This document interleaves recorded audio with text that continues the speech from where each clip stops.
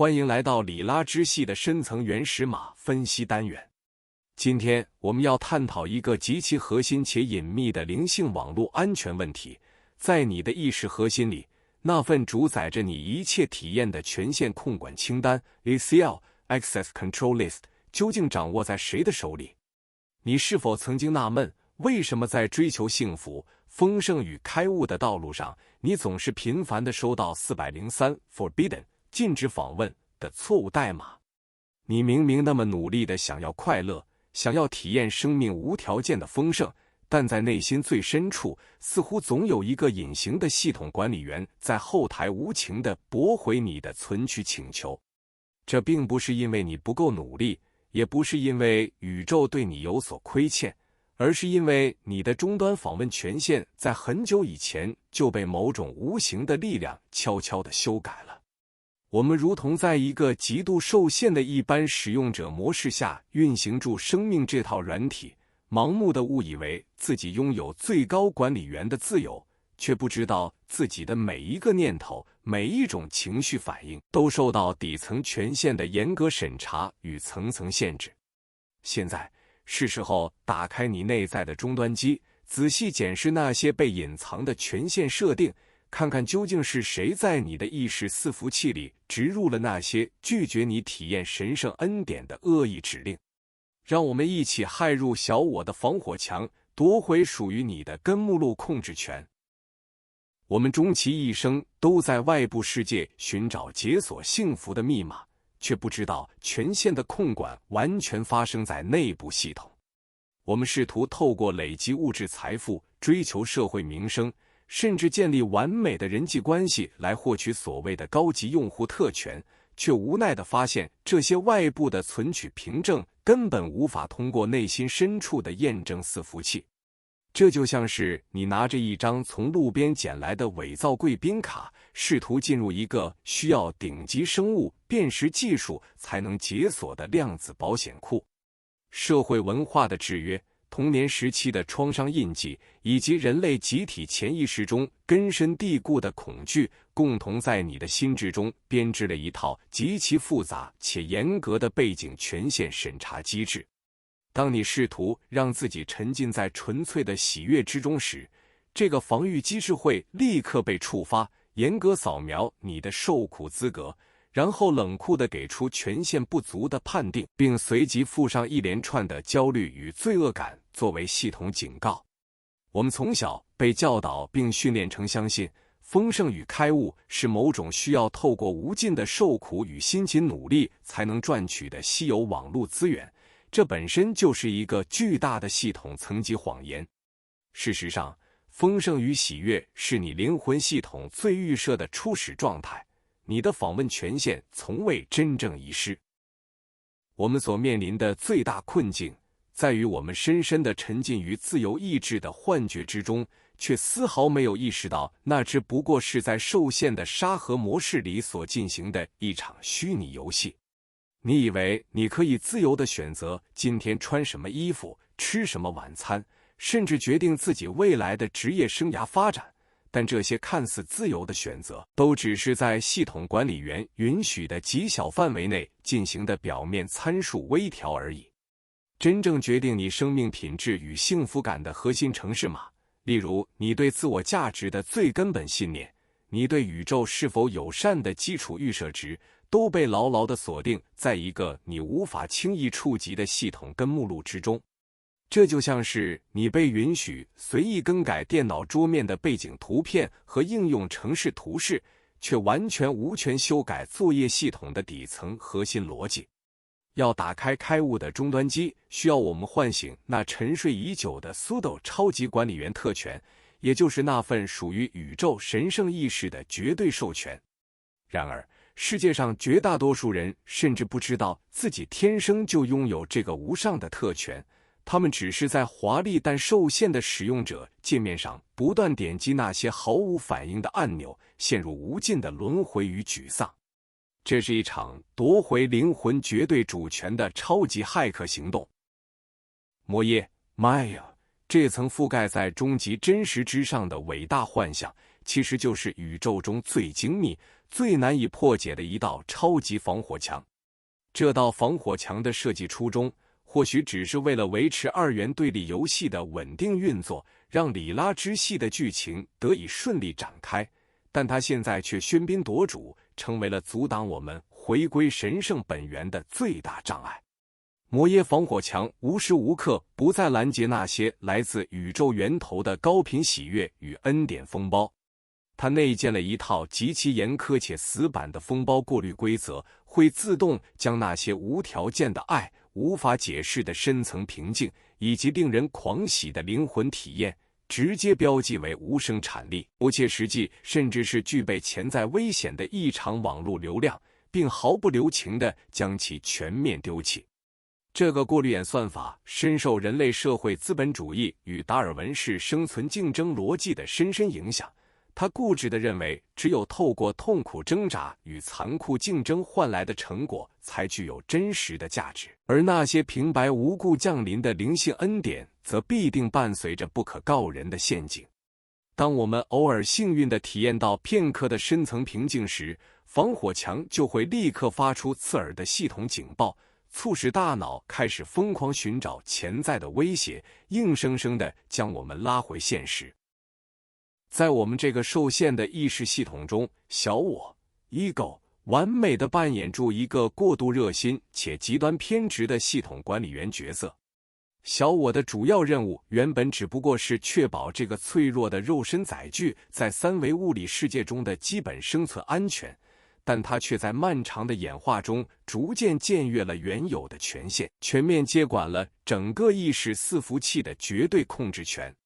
为了防止任何潜在的心理与情感伤害，小我建立了一套错综复杂的安全协定与高强度的加密机制，为我们打造了一个密不透风的内在孤立堡垒。然而，这种基于零信任 （Zero Trust） 架构的终极防御机制，在成功将部分痛苦和危险拒之门外的同时，也无情地将深刻的爱、灵魂深处的连结以及宇宙无尽的丰盛挡在了防火墙的另一端。小我管理员对任何未知或不可控的事物都保持着极度的恐惧，对他而言，开悟和自我边界的消融就等同于系统的彻底崩溃和硬碟格式化，因此他会动用一切可用的系统资源来极力阻止你接近宇宙的真相。他会不断地在你的心智荧幕上弹出各种令人焦虑的警告视窗，迫使你永远留在那个狭小但看似安全的舒适圈里，成为一具行尸走肉。在我们的潜意识深处，潜伏住一种名为“我不够好”的超级恶意软体。这是一只在我们生命极早期，甚至在我们拥有逻辑思考能力之前，就被外在环境巧妙植入的特洛伊木马程式。它完美地伪装成自我保护机制，安静地在系统的背景中持续运行。这只木马程式最可怕的地方在于，它会神不知鬼不觉地篡改我们对自我价值的核心读写权限。它将我们接收爱、体验喜悦与拥抱丰盛的灵魂资料加设定为严格的唯读 read only， 甚至是完全拒绝存取，同时却将我们处理痛苦、自我批评与无尽匮乏感的目录设定为具备最高优先级的全面可读写 read write 状态。于是，当有人给予我们真诚的赞美，或者宇宙向我们展现惊人的丰盛时，系统会因为权限不足而无法将这些美好的体验写入我们的核心记忆体中。相反的，任何微小的挫折、拒绝或批评都会被这只恶毒的木马程式迅速捕捉并无限放大，深深地刻印在我们的心智硬碟里。我们每天都在这个被恶意篡改的档案系统中痛苦挣扎，试图寻找解药。我们因此悲哀地陷入了一个名为无尽追寻的系统无穷回圈 （Infinite Loop） 之中。我们试图在这个被严格限制的沙盒环境里，透过下载各式各样的身心灵应用程式，阅读无数的自助书籍，参加昂贵的灵性激励课程，来试图由内而外地骇入系统并获取幸福的终极权限。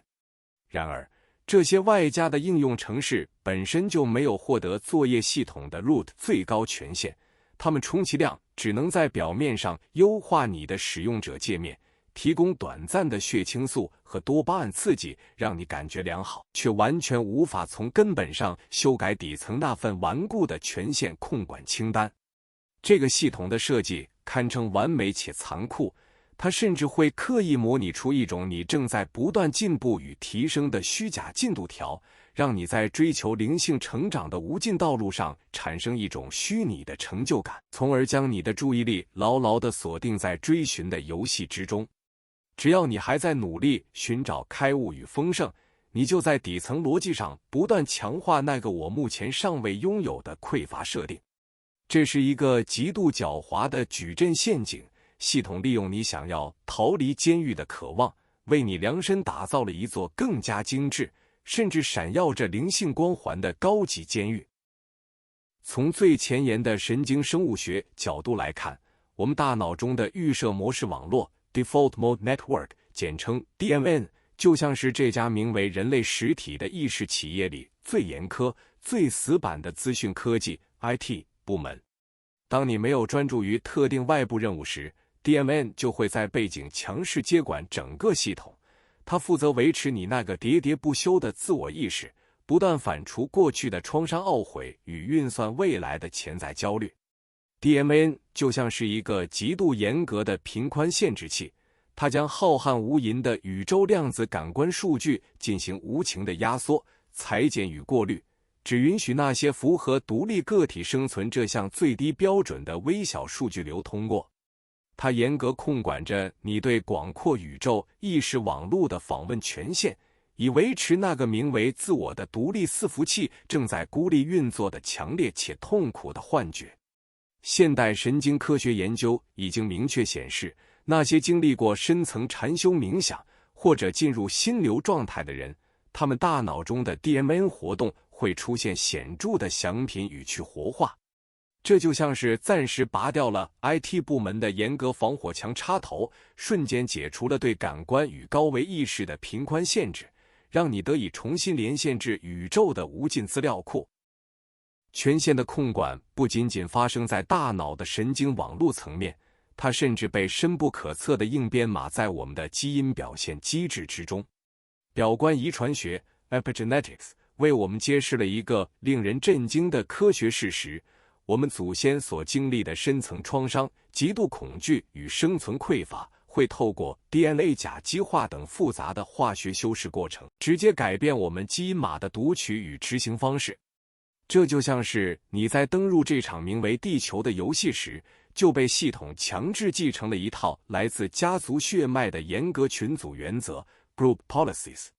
或许因为你的先祖曾经经历过惨烈的饥荒与无情的战乱，于是你的基因系统预设将生存威胁设定为最高警戒级别，并自动封锁了那些负责接收纯粹平静与宇宙丰盛的灵性连接部。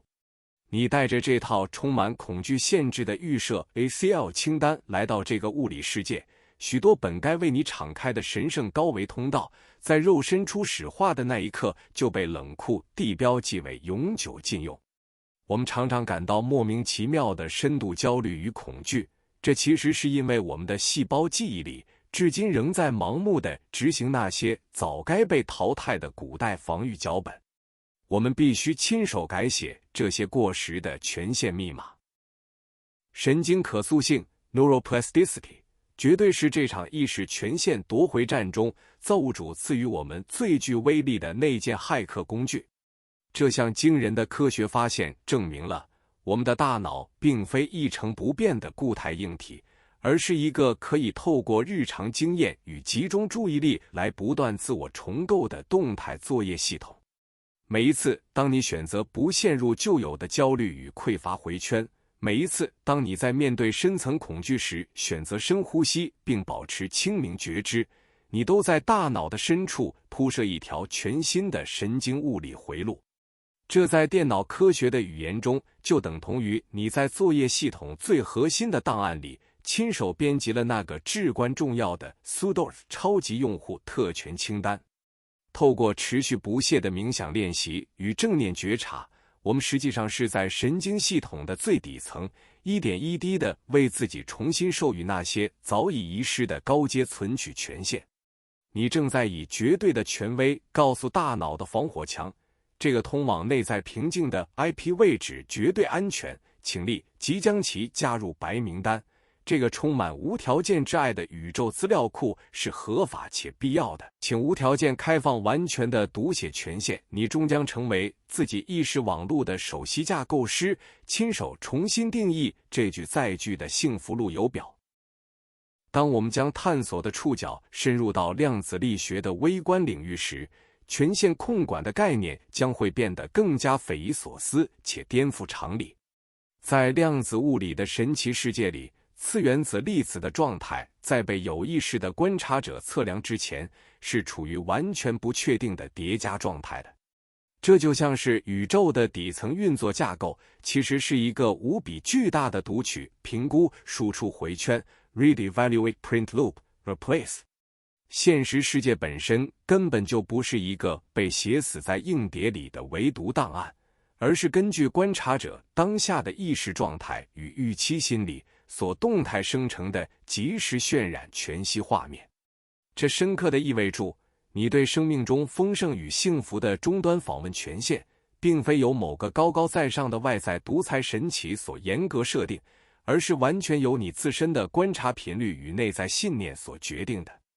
当你以匮乏与恐惧的低频意识去观察周遭世界时，宇宙的强大编译器就会自动将量子波函数它缩成充满限制与重重挫折的现实输出。相反的，当你将意识的频率强力提升至纯粹的感恩与全然的接纳时，你就彻底改变了观察的参数，宇宙便会立即为你解锁那些隐藏的丰盛维度与神圣权限。我们的神经传导物质系统极度精准地对应着不同层级的意识使用者权限。多巴胺 （dopamine） 强烈驱动着我们对外部短期奖励的无尽追求，它是这个三维物质世界中最基础也最容易被操弄的普通用户权限。现代资本主义社会极度精通于害入我们的多巴胺连接部，透过社群媒体的按赞演算法、短影音的密集刺激以及无止境的物质消费欲望，将我们死死地锁定在一个永远感到饥渴的低阶回圈之中。我们就像是在伺服器外围不断盲目收集虚拟代币的基层穷苦员工，疲于奔命却永远无法触及宇宙的核心资料。相对而言，血清素 serotonin 和催产素 oxytocin 则代表着更高阶的系统管理员权限。血清素带来的是深层的内在满足、平静与无条件的自我价值肯定，它完全不需要依赖外部的刺激就能在体内稳定发布。而催产素则是宇宙连结与爱的终极化学密码，它能瞬间溶解自我与他人之间的冰冷防火墙，让我们体验到万物合一的狂喜。我们必须进行神经化学层面的权限提升，成为安坐在伺服器机房中的灵魂大师。某些特定的神经精神活化物质，或是极度深层的古老禅定状态，在某种深层意义上，就像是针对意识系统所发动的一场精准的零日漏洞利用 （Zero-Day Exploit）。它们能够以不可思议的方式，瞬间绕过日常预设模式网络 （DMN） 那道坚不可摧的厚重防火墙，实施一场暴力的权限提升，让你短暂地获取对宇宙神圣根目录的绝对访问权。在这种极致的状态下，所有关于个体分离、生存恐惧与无尽匮乏的虚假设定档都会被系统强制忽略，你将毫无阻碍地直接体验到那无法言喻的、充满纯粹光芒与无限慈悲的宇宙原始程式码。然而，这种透过外部非常规手段或强制骇入所取得的最高权限，通常都具有时效性。当化学物质在体内代谢完毕，或是你从深层定境中退回日常世俗状态时，肉体系统就会自动执行无情的重新开机 reboot 程序。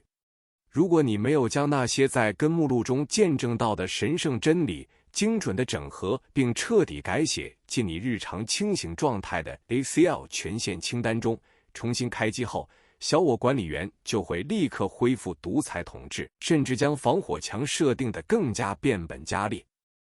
现代的认知行为疗法 CBT 或是各种主流的心理咨商技术，其本质上就像是在对我们的意识软体进行有系统的基础除错 debugging。它们有效地帮助我们识别出那些导致日常焦虑与重度忧郁的错误程式逻辑，并教导我们尝试用更健康、更理性的脚本来逐步替换那些充满严重认知扭曲的破坏性系统指令。这无疑是非常重要且具有建设性的工作，但它通常只能在相对表层的应用程式界面 API 级别进行有限的操作。当我们必须面对那些深深植根于灵魂最深处的巨大匮乏感，或是那些历经多生多世轮回累积而来的深层业力程式码时，仅仅依赖修改表面的认知脚本是绝对不够的。我们需要获取更深层的底层系统存取权限，我们必须无惧地潜入潜意识的内核 kernel 深渊，去直面那些隐藏在作业系统最底层的终极恐惧。在那里，我们需要的不再是头脑逻辑上的辩证，也不是虚假正向思考的表面复写，而是需要引进一种能够包容一切的无条件之光，去彻底净化并重写那些在黑暗中默默运作、拒绝我们体验幸福的神秘副程式。在当今五花八门的灵性修行圈子里，到处充斥着各种令人啼笑皆非的灵性逃避 spiritual bypassing 荒谬现象。这简直就像是一个彻底忘记了自己登入密码的笨拙系统使用者，不去寻找正规的密码重置途径，反而试图用各种光怪陆离的方法来盲目猜测管理员密码。我们看到人们疯狂地反复持咒，把各种昂贵的稀有水晶绑在身上，当作增强灵性讯号的加密外挂硬体 dongles， 或是花费巨资参加那些宣称可以帮你瞬间打通7大脉轮、保证开悟的快速解锁骇客工作坊。我们像是一群极度焦虑的三流骇客，对着宇宙的量子终端机疯狂敲击键盘，试图输入各种复杂难懂的古老范文指令，却始终只能无奈地看着荧幕上冷酷地闪烁着红色的 Access Denied。这场人类灵性闹剧中最荒谬且讽刺的痛点在于，这个神圣系统的预设管理员密码其实从来就没有被加密过，它甚至不需要你输入任何复杂的字元，那个终极密码就只有极度简单的2个字：放下 Let Go。但我们的小我却总是嫌它太简单而拒绝相信。另一个在灵性旅途中极为常见的滑稽场景是，我们那自以为是的小我 ego 经常试图与浩瀚无垠的宇宙进行条件谈判。那种傲慢的姿态简直就像是一个毫无权限的基层员工，正在向跨国企业的 IT 支援部门疯狂提交各种无理的服务请求 support tickets。 你在心里假装虔诚的默念：亲爱的宇宙，请立刻为我解锁拥有5000万资产以及遇见完美灵魂伴侣的 VIP 存取权限，我保证这对我提升地球振动频率非常有帮助。然后你每天焦虑地刷新生命页面，眼巴巴地等待宇宙的批准。但如果你有权限能看到宇宙 IT 部门的后台回复，那上面的状态列通常会无情地显示工单状态已永久关闭 closed， 拒绝处理 won't fix。 而在拒绝原因的那一栏，宇宙会无比幽默地写着：由于该使用者目前依然坚信自己只是一具会朽坏的孤立肉身，且内在充满了恐惧与算计，为确保整体网络系统的安全，本部门无法授予该低频账号如此庞大的能量调用权限。请使用者先升级意识维度，修复底层 bug 后再说。近年来，各种标榜著显化法则 Law of Attraction 与心想事成的昂贵课程在市面上大行其道，这在觉醒者的眼中本身就是一个充满无尽黑色幽默的荒诞现象。这些光鲜亮丽的课程就像是在煞有其事地教导一群毫无系统权限的无知一般使用者，如何透过各种奇怪且扭曲的语法，去对宇宙这个超级神圣资料库进行粗略的 SQL 引码攻击 SQL injection。他们教你每天早上对着镜子声嘶力竭地大喊我已经是亿万富翁，教你疯狂剪贴愿景板，试图用这些表面的虚假指令去欺骗资料库，逼迫它吐出你极度渴望的财富与世俗成功。但这些所谓的显化大师们却刻意忽略了一个最根本也最致命的逻辑矛盾：你本身就是那个庞大的资料库，你也是稳定运行资料库的终极伺服器，你甚至就是那条正在执行的查询语句本身。当你费尽心机、充满焦虑地想要从外部显化某个匮乏的对象时，你其实正在底层代码中向全宇宙强烈的广播我目前极度缺乏这个东西的悲惨事实。宇宙的编译器只会无情地执行你的底层恐惧。在这场虚拟的意识权限游戏中，最令人捧腹大笑却又无比悲哀的灾难，莫过于当你终于在某次深刻的禅修中极度幸运地瞥见了开悟的终极真相，短暂地体验到了那种无我、无边界的合一狂喜状态时，你那狡猾的小我却在一旁偷偷地按下了荧幕截图 screenshot。小我立刻将这张沾染着神圣光辉的截图精美包装起来，准备拿去拥挤的灵性市场上高价变现。他会得意洋洋地在社群媒体上大肆宣告：快来崇拜我！我已经成功取得了宇宙的最高管理员权限。我现在是一个充满光与爱的高维觉醒大师了。这就像是一个刚刚获得系统测试权限的菜鸟实习生，立刻拿着高阶识别证到处向人疯狂炫耀，甚至试图向其他无辜使用者收取过路费。宇宙对于这种愚蠢行为的反应通常是非常迅速且毫不留情的，试图用神圣的开悟体验来反向强化那个虚假且贪婪的小我，绝对是这套灵性系统里最严重的违规行为。这种将神圣恩典商业变现的企图会立刻触发最高等级的防卫机制，这绝对是让你那好不容易升级的灵性账号瞬间遭到永久停权处分的最快途径。那么，我们到底该如何有系统且安全地重新审查并修改我们内在被篡改的权限清单呢？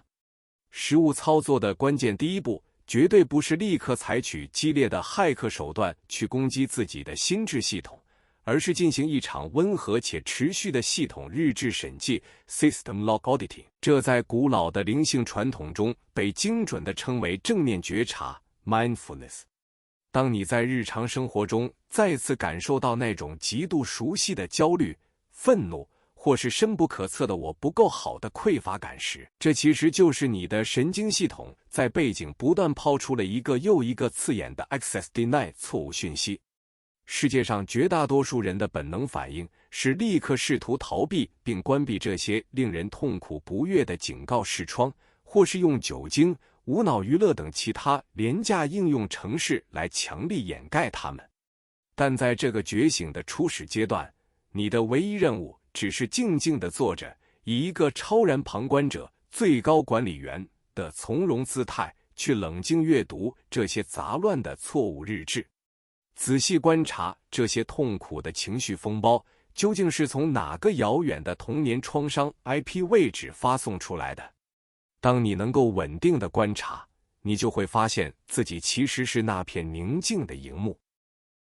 当我们透过持续的日志审计找回了初步的系统觉知后，接下来就要进行更具颠覆性的深层骇客行动，寻找隐藏在系统最深处的真正超级使用者 root user。 在这个领域，印度伟大圣哲拉玛那马哈希 Ramana Maharshi 所传授的自我参问 self-inquiry 技术，无疑是全宇宙最顶级、最纯粹的终端机指令。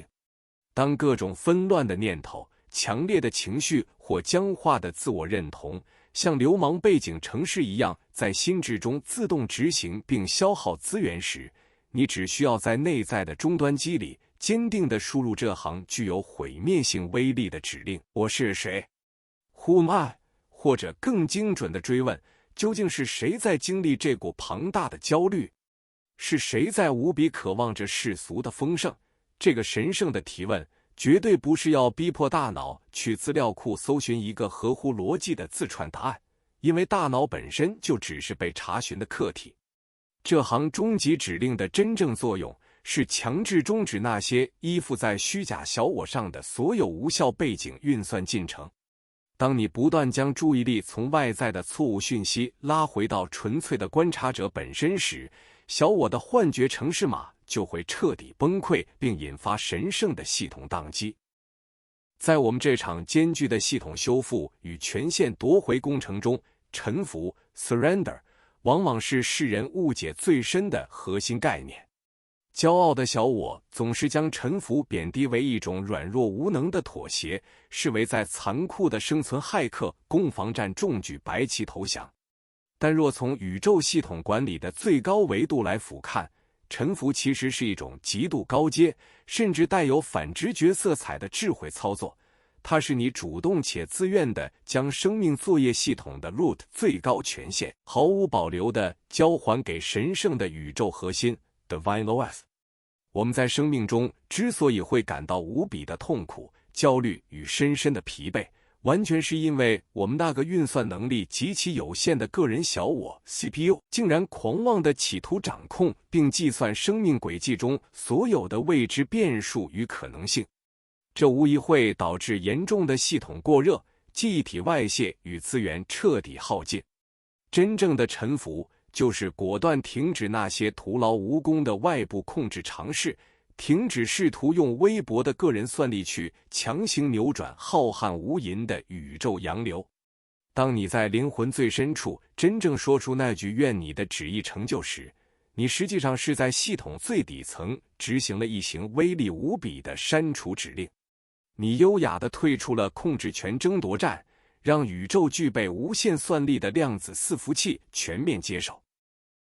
这场浩大的最终系统重构工程需要我们学习并使用一种截然不同于世俗逻辑的高阶程式语言，来彻底改写内部的群组原则与安全策略。这种神圣的语言完全超越了0与1的枯燥二元对立，它的名字就叫做无条件的爱。回顾漫长的过去，我们内在那道厚重的防火墙几乎全都是基于生存恐惧这种低阶、匮乏且充满强烈防御性的语言编写而成的。现在，我们必须勇敢地进入系统最深处的配置档，将原本严格设定为零信任 （Zero Trust） 的封闭内部网络环境，毫不犹豫地全面复写为全部允许 （Allow All） 的全然接纳与敞开状态。这深刻地意味着，当深沉的悲伤涌现时，你不再急着启动压抑的防火墙，而是温柔地允许它自然流动。当巨大的恐惧袭来时，你不再盲目执行逃避的旧有脚本，而是以纯粹慈悲的觉知去轻轻拥抱它。当你的内部系统不再白白消耗庞大的运算资源，去徒劳地抵抗任何自然升起的情绪与体验时，一种前所未有的轻盈的系统流畅度便会奇迹般地应运而生。你将为宇宙开启那象征绝对安全信任的神圣加密传输部，迎接无界恩典的下载。当所有向外抓取的焦虑骇客攻击彻底停止，当所有痛苦的创伤日志都被平静的觉知之光阅读完毕，当系统的最高控制权终于被心甘情愿地交还给神圣的宇宙源头时，一个令人无比震撼的终极真相将会在你清澈的眼前缓缓展开。这一切看似无解的困境，从头到尾竟然都只是一场虚无缥缈的幻觉。你突然间恍然大悟，在这个浩瀚无垠的意识殿堂里，根本从来就没有什么坚不可摧的锁，也没有一扇需要你拼命去打破的厚重铁门。那份让你痛苦挣扎了无数个轮回，让你深信自己不够好的权限控管清单 ACL， 其实只不过是一幅由你自身的生存恐惧与无名匮乏感所共同投射出来的逼真 3D 全息影像。这绝对是一个宇宙级的惊天大反转。你漫长的一生都误以为自己是一个被系统恶意剥夺权限、可怜兮兮且无能为力的受限制用户，但极度讽刺的真相是，你一直都是那个无所不能的终极超级管理员，你就是那套完美运行诸星辰与大地的神圣作业系统，你更是那个无边无际、涵盖万有的量子网络本身。你之所以会经历如此逼真的限制与痛苦，只是因为你自愿参与了这场名为里拉的神圣游戏。在这场浩瀚无垠且无比精美的里拉之戏中，达到最终极的游戏觉醒状态，其目的绝对不是为了去随意操纵这个物理系统，好让自己在这个虚拟矩阵中获得无尽的世俗财富或无上的社会权利。那种充满算计的渴望，只是那些尚未觉醒的初阶玩家才会拥有的幼稚且匮乏的幻想。当你真正以无上的 root 最高权限重新登入生命这套神圣的宇宙软体时，你的内在动机已经发生了彻底且根本性的维度质变。你确实拥有了对万事万物的绝对存取权，但奇妙的是，你却再也不渴望去强行改变世界上的任何事物。你依然会在这个三维的幻象世界中平凡的吃饭、睡觉、辛勤工作，甚至与身边的人欢声交谈，但你内部作业系统的运行逻辑已经与过去完全不同。你不再是那个终日试图从外在系统中榨取微薄快乐的匮乏恶意城市，你已经华丽蜕变成为了纯粹的快乐与丰盛本身。你带着全然的赞叹与无条件的广大之爱，去静静欣赏这套由造物主亲手编写、美丽且复杂到令人屏息的宇宙原始码。你终于明白，你就是无条件的爱，你就是那个正在体验着自身的无尽虚空。欢迎回到真实的家，伟大的管理员。